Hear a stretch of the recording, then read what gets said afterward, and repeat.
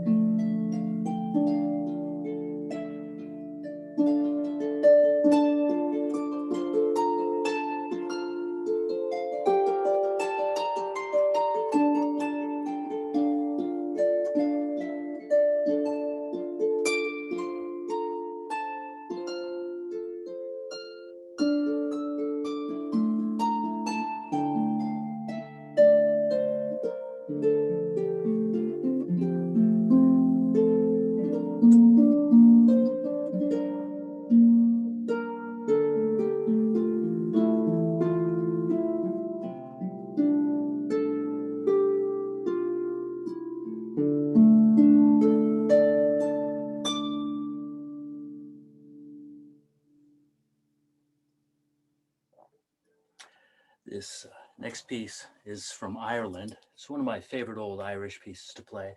Just going to change my tuning here, but it's called the Lark in the Clear Air.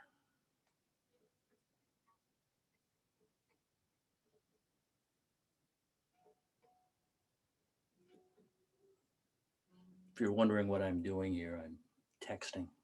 Actually, harps are tuned diatonically to one particular scale. These levers, or some call them levers, are used to change the pitch. In the contemporary harps of the orchestra, this is all done internally with a series of pedals. But this is the more old school method. The real old school method before these existed would be to retune.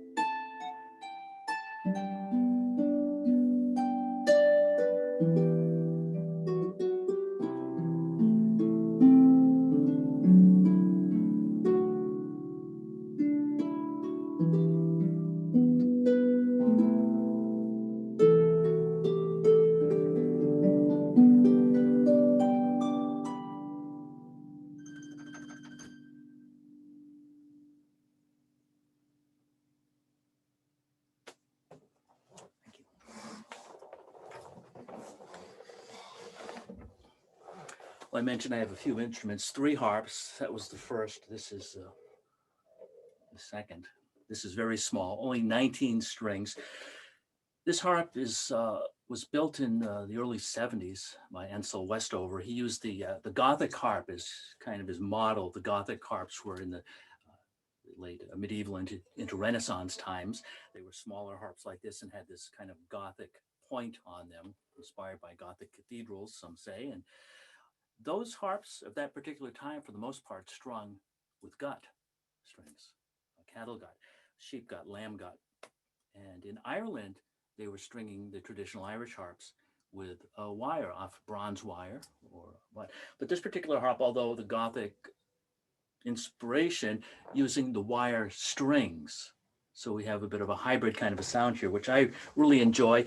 The harps of this time also often employed a device called bray pins, which would cause a buzzing effect, which was the thing in part of the Renaissance, just a stylistic thing. And this harp, because of the vibrations, does a little bit of that as well, naturally occurring. So we'll stay in Ireland for this piece. This was called the May Song.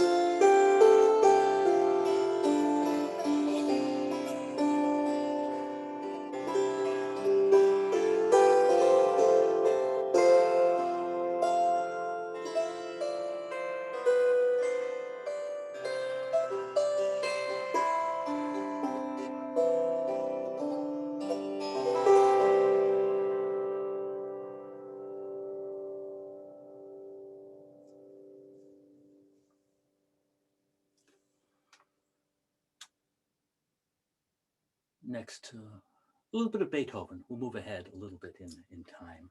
Just a little snippet of something here.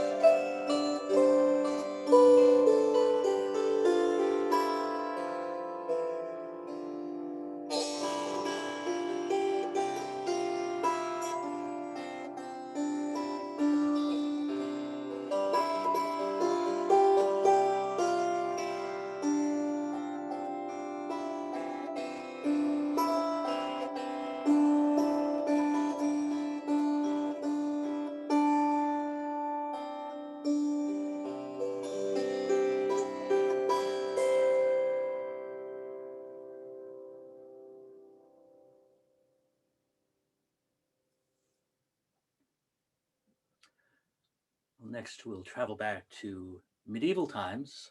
This is a piece from the 13th century. I'm going to do two of these pieces, one on this instrument and one on another.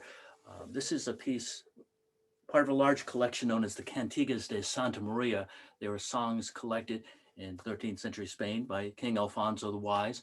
Many people helped and contributed to this, many cultures did, and it's a wonderful collection of music, all dedicated to the Virgin Mary. And the cantigas are the songs of the Holy Mother. And this one is in the collection number 166. It's also known as Como Poden.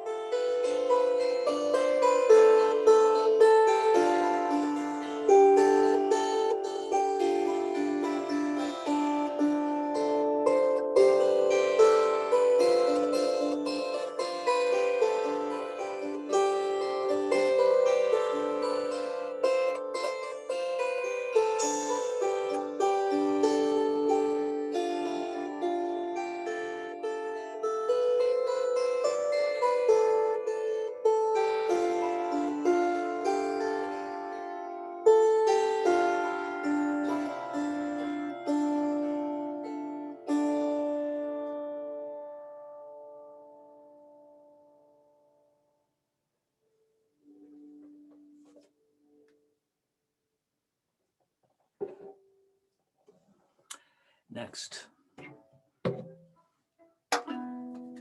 Viola Da Gamba. I love this instrument. This is an instrument that I began playing a few years ago. I was fortunate enough to come into possession of a few of these, courtesy of Wilmington College in Ohio. And Elizabeth Haskins, the retiring music director, actually gifted me a few of these instruments. I was playing cello and bow dulcimer before, but this is a wonderful instrument. It's said that this instrument kind of descended from early forms of the guitar and early bowed instruments. Essentially, originally it was considered almost a bowed guitar. It has 6 strings, like a contemporary guitar. It also has frets as well. These frets are gut. They're tied on like they would tie on the frets of a lute. The strings are usually gut. This particular one is strung with silk strings. I'm just checking the tuning quick because sometimes strings are sensitive and delicate, just as we are. And sometimes they go a little out of tune, but that sounds pretty good. I'm using a Baroque bow, which is a little different than contemporary bows. One more Cantiga de Santa Maria for you. This one is number 100, one of my favorites.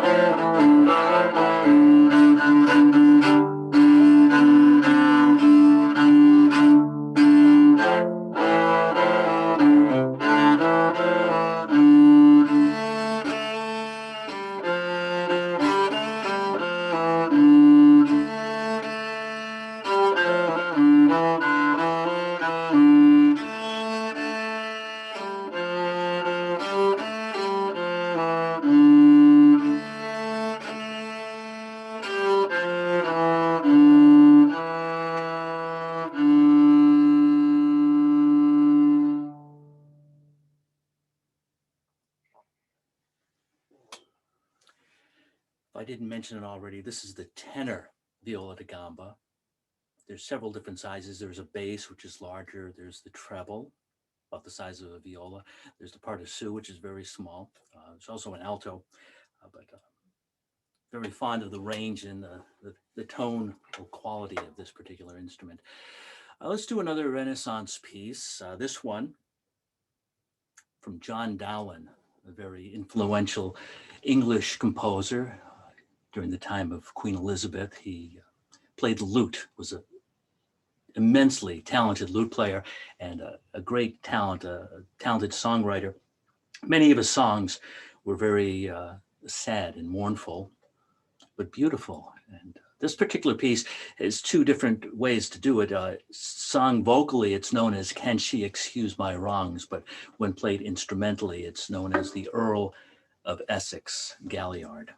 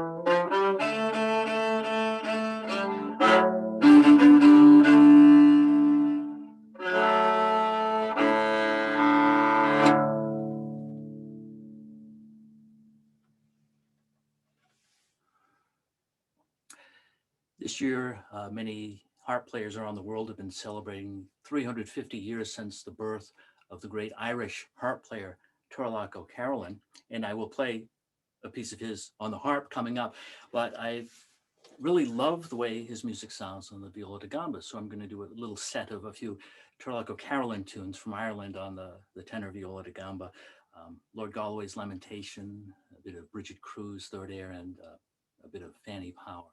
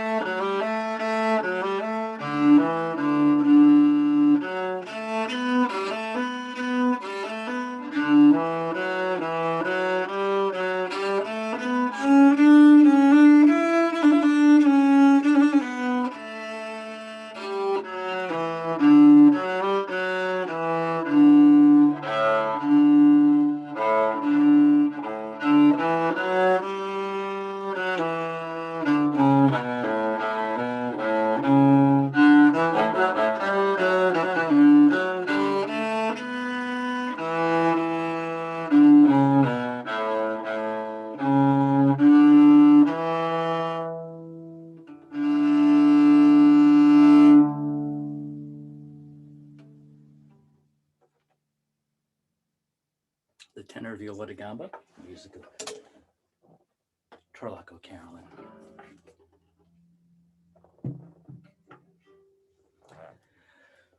Next up, I have a guitar, but not just any guitar. This is actually a reproduction of a 17th century guitar, often referred to as the Chitarra Spagnola, or the, we call it today most often the Baroque guitar, because it existed in Baroque times.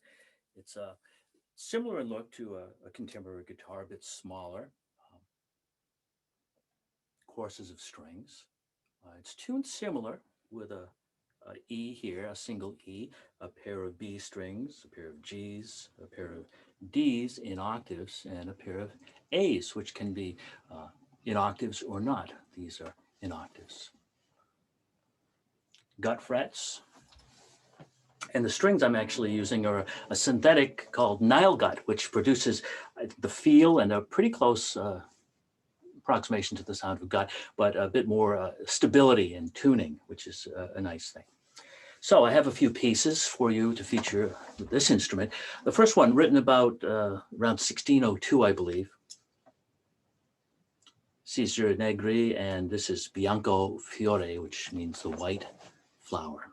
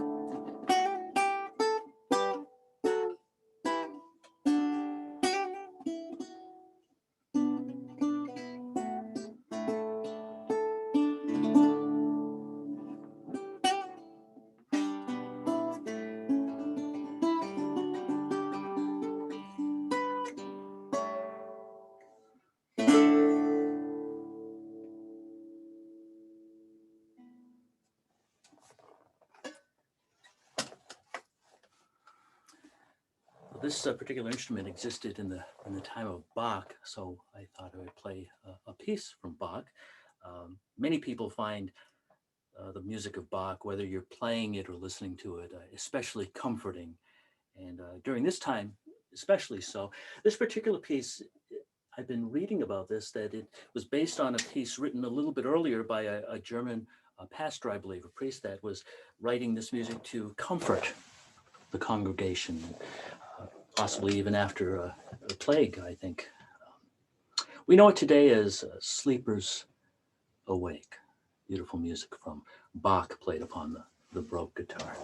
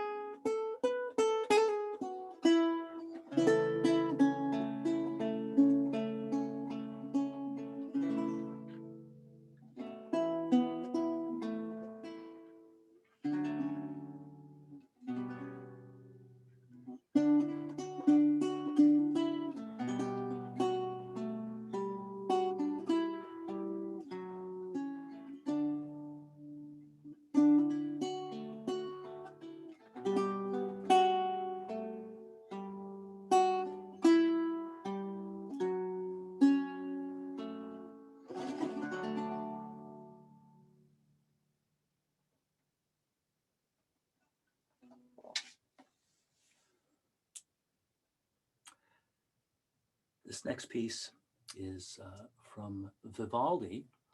He wrote this very popular collection of works. You may have heard of it, called The Four Seasons. Of course you have. This is the Largo from Winter. And he wrote little sonnets to go along with each of the movements of this. And this particular movement, he wrote about the outside being rainy, wet, cold, but the inside with a fire being comfortable and warm. This is the Largo from Vivaldi's Winter.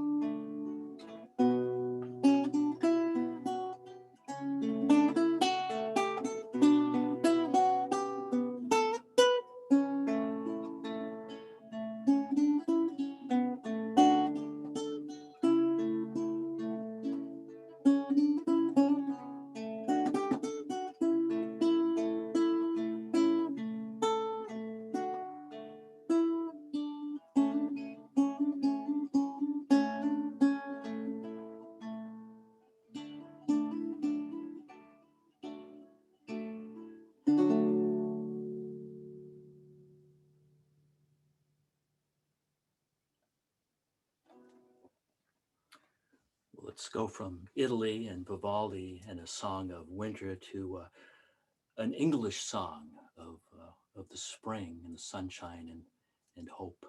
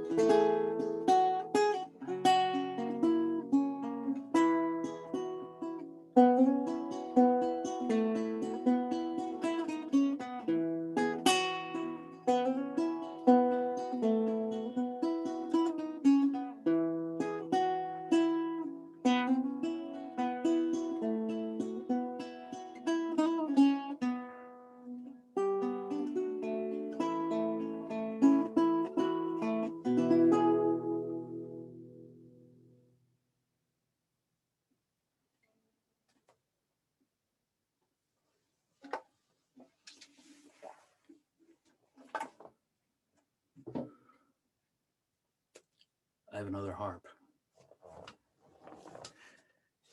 This is another wire strung harp. This one, a friend who was a harp maker in Oregon, actually spent most of his time now building hurdy-gurdies, but he was building a lot of harps back when this was built, and he built this wire-strung harp for me. It's 26 strings.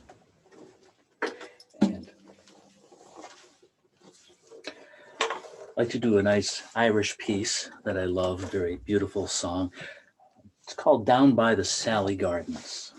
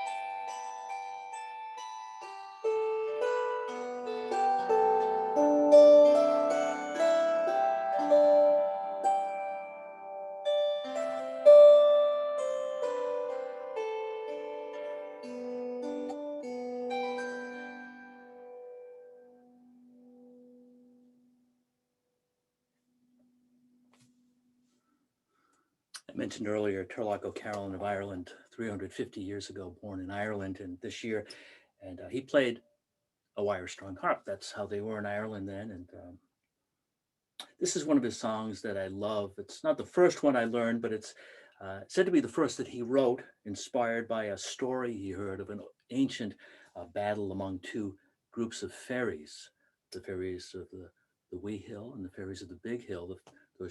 Those hills were called Shebeg and Shemore. So this piece is Shebeg and Shemore.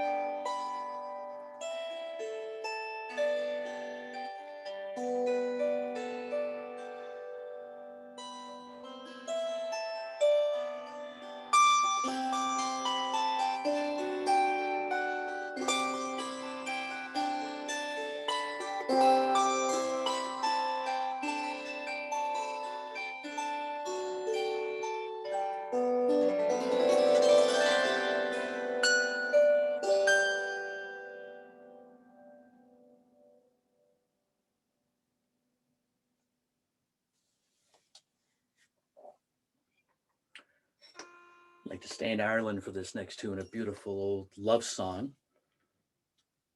It's about a farmer on his way to the market. He spotted a young lass, a young colleen, as they're called sometimes, with a beautiful curly brown hair, and inquired who she was. Just fell in love with her. She was known as the star of the county down.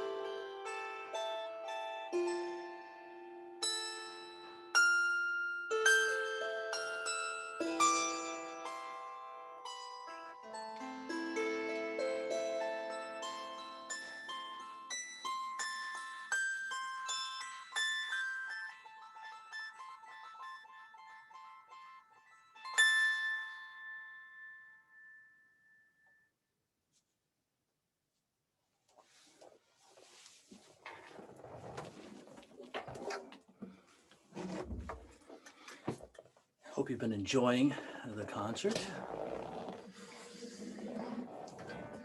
We can come back to this harp, finish things out for you today.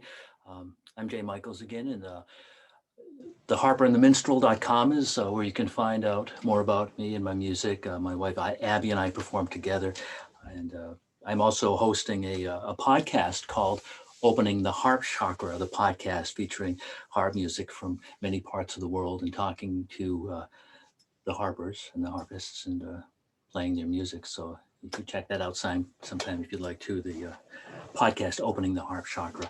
I'd like to leave you with a bit of a medley.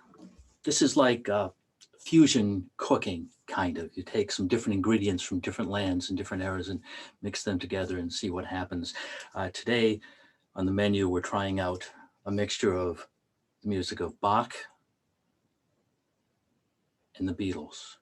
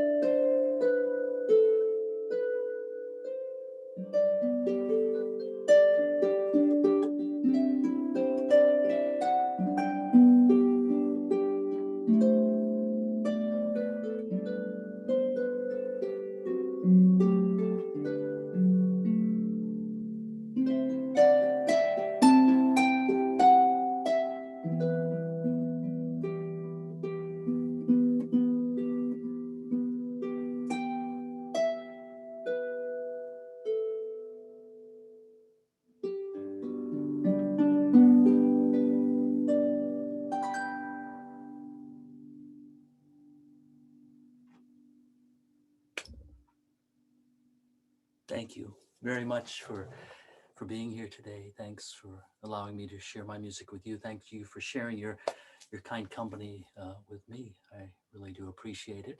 And thank you. Thank you very much.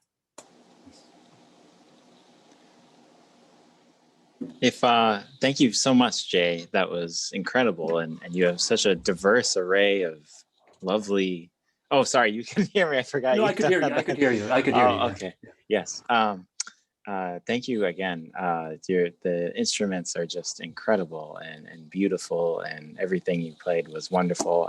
In the chat, you're getting all sorts of thank yous and compliments that the music was lovely, beautiful, soothing.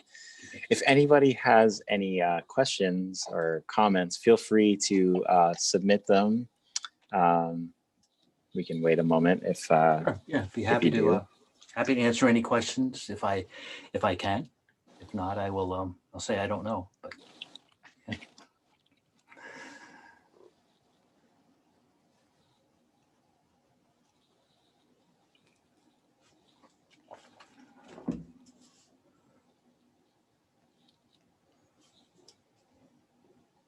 I don't want to call on anybody necessarily to answer, but I did see somebody who had a harp in their picture. They weren't live video, but it was just their Zoom picture, and that was really cool. That was very cool. You do have a couple questions. Are you self-taught? On the harp, I am. I began music when I was in grammar school. I played in the band, the school band. My dad played the trombone, so I inherited his trombone and started with that. Band and chorus. When I was 13, I got my first guitar, and I took some lessons in guitar. And then I learned piano because I was going to major in music, and I did. So I learned piano, took piano lessons, studied some classical guitar, piano, went to college, got a degree in music, and went to teach and do all sorts of things. And then I discovered the harp one day, and mostly self-taught on the harp. I've taken a few courses and a few seminars with some people, but the harp was mostly self-taught, but based on a lifetime of study of music. Someone asked, do you have any other performances soon? Actually, Abby and I are working on a video that we might have to do this weekend, I believe, for the Massachusetts Renaissance Fair. They're doing a virtual concert, so we're doing a little 15, 20-minute set for them. That'll be coming up. Massachusetts Renaissance Fair, I think you can probably Google it and find that. We are planning on doing a Facebook live concert in December, a winter concert. We do this every year. We do a selection of winter music, old, medieval, Renaissance, even some contemporary winter songs. And we've, of course, been unable to do that in the scale we usually do. So we're planning a Facebook Live. So if you go to Facebook and look for the Harper and the Minstrel, or look for J. Michael's Harp, I will post updates. We haven't set a date yet, but we're going to plan on that soon. And if you go to Facebook, I'm usually mentioning any gigs that we have, but everything's pretty much virtual right now. But we will, like I say, post them as they come up. Well,